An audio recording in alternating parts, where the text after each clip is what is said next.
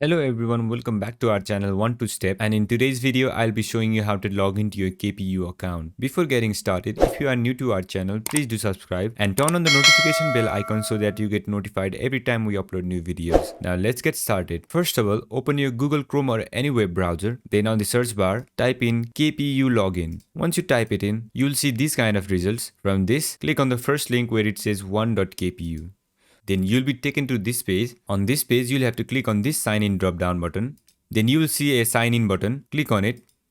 Then it will ask you to enter your KPU email address that the university has provided. Enter the email address. It looks similar to this, and if you can't access your account, you can click on this link to recover your account. And if you have forgotten your password, you can click on this link to recover your password. Now once you have entered your email address, click on next. Then on the next page, you will have to enter your password. Enter your password, and again, if you don't remember your password, you can click on this link to recover your password. Once everything is set, click on the sign in button, and once you click on the sign in button, you'll be logged into your KPU account. And that's it for this video. I hope this video was helpful, and if it was, don't forget to leave a like, comment and subscribe, and turn on the notification bell icon so that you get notified every time we upload new videos. And I will catch you on the next one.